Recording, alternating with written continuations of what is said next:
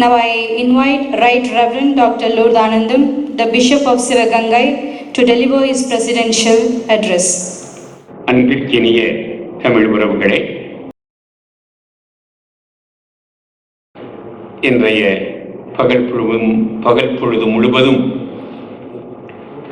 தமிழை ரோமையிலே கொண்டாடுவது குறித்து மகிழ்ச்சி அடைகிறேன்.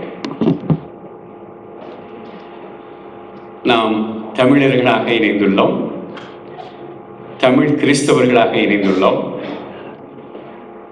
தமிழ் கத்தோலிக்கர்களாக இணைந்துள்ளோம்.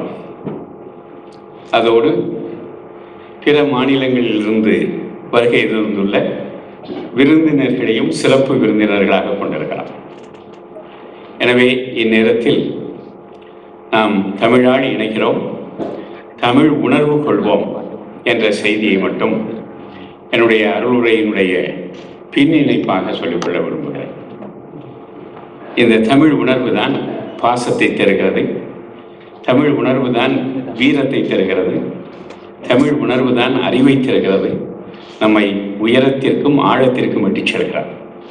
எனவே நமது தாய்மொழியாம் தமிழ் மொழியை வளர்ப்போம், அதனால் நாமும் வளர்வோம். இரண்டாவதாக, நாம் இந்த உயரத்தில் இருக்கிறோம் என்றால் அதற்கு நம்முடைய அன்னையாம் கத்தோலிக்க திருச்சபைதான் காரணம். தந்தையாம் இறைவன் அவர் திருமகன் கிறிஸ்துவின் வழியாக நமக்கு வழங்கிய இந்த கத்தோலிக்க நம்பிக்கை என்ற பெருங்குடைக்காக இறைவனுக்கு நன்றி சொல்வோம்.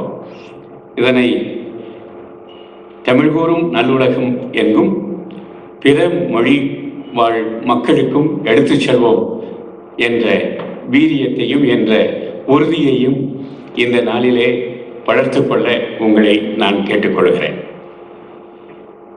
நம்பிக்கை, இறை நம்பிக்கை குறைந்து கொண்டு வருகிற காலமாக இது இருக்கிறார். இரண்டு வகையான உலகங்களை உருவாக்க மனிதர்கள் முயற்சிக்கிறார்கள். ஐரோப்பாவிலே கடவுள் இல்லாத உலகத்தை உருவாக்க முயற்சிக்கிறார்கள். ஐரோப்பாவிற்கு வெளியே பொய் கடவுள் உள்ள உலகம் ஒன்றை உருவாக்க முயற்சிக்கிறார்கள். இந்து தீவிரவாதிகளாக இருக்கலாம், இஸ்லாமிய தீவிரவாதிகளாக இருக்கலாம், அவர்களுடைய கடவுள் ஒரு பொய் கடவுள். எனவே பொய் கடவுளை ஏற்றுக்கொள்ளாதவர்கள் பொய்யர்கள் என்ற ஒரு பிம்பத்தை ஏற்படுத்தி கொண்டிருக்கிறார்கள். இந்த காலகட்டத்தில் மெய் கடவுளை உணர்த்துவது நமது கடமையாக இருக்கிறார். ஆனால் கிறிஸ்தவ உலகம் என்று அறியப்பட்ட ஐரோப்பா, கத்தோலிக்கத்தின் தலைமகள் என்று அறியப்பட்ட பிரான்ஸ், இவை சிலுவை போடக்கூடாது என்று சட்டம் இயற்றுகிற அளவிற்கு வந்து கொண்டிருக்கிறார். எனவே இந்த நேரத்தில் நாம் இறை நம்பிக்கையை வளர்க்கிற தமிழர்களாக வளர வேண்டும் என்பது என்னுடைய மெய்யங்கடவுளை அறிவிப்பது. கடவுள் உண்மையானவர் என்பது எதிலே அடங்கியிருக்கிறது என்றால், அனைத்து மனிதர்களும் சமம், அனைவருக்கும் வாழும் உரிமை உண்டு, மனித உரிமை மதத்தினுடைய அடிப்படை தத்துவம் என்பதை எடுத்துச் சொல்லுகிற ஒரே மதமாக கிறிஸ்தவம் கத்தோலிக்கம் இருந்து கொண்டிருக்கிறது. எனவே இந்த உண்மையை நாம் பறைசாற்றுவோம்.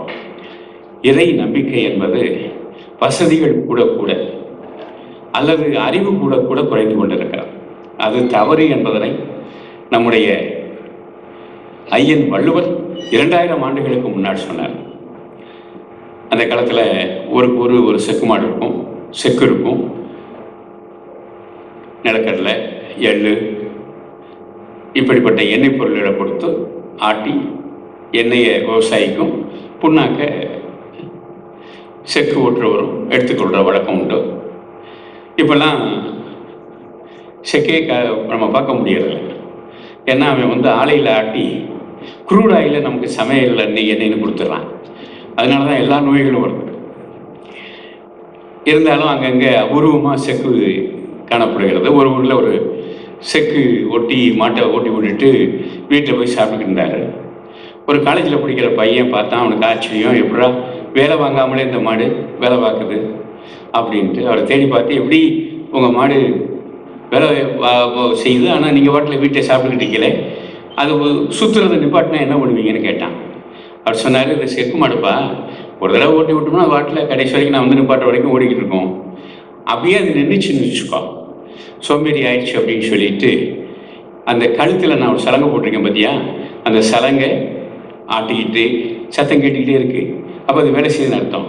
நின்றுச்சுன்னா சத்தம் கேட்காது. உடனே போய் சோம்பேறியை ஒரு தார் குத்தி அடிச்சு மறுபடியும் வேலை வாங்குவேன் அப்படின்னு சொன்னார். காலேஜ் படிக்கிற பையன் கேட்டான், ஆமாம் உங்கள் மாடு நின்றுக்கிட்டு தலையை மட்டும் ஆட்டிக்கிட்டு இருந்தா என்ன பண்ணும்? அதுக்கு அவர் சொன்னார், அதனால தான் தம்பி நான் மாட்டையெல்லாம் காலேஜில் படிக்க வைக்கிறது. கற்றதனால் ஆய பயனென்கொல் வாரறிவன் நற்றாள் தொழார் எனின். வசதிகள் கூடுவதால் கடவுளை மறக்கிற உலகம் தன்னை இழந்துவிடப் போகிறது. அதனால்தான் தற்கொலைகள் கூடிக்கொண்டிருக்கின்றன. அதற்கும் வள்ளுவர் பதில் சொன்னார், வேண்டுதல் வேண்டாமை இலானடி சேர்ந்தார் கல்லாமல் மனக்கவலை மாற்றல்ல அறிவு.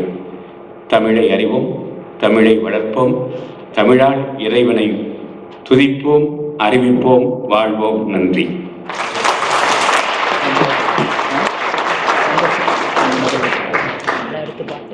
எங்களுடைய எளிய அழைப்பிற்கு இணங்க இங்கே வந்து இந்த தமிழ் மக்களுக்கு சிறப்பான செய்தியை வழங்கிய எங்களுடைய அன்பு ஆயருக்கு மனமார்ந்த நன்றியை தெரிவித்துக் கொள்கிறோம்.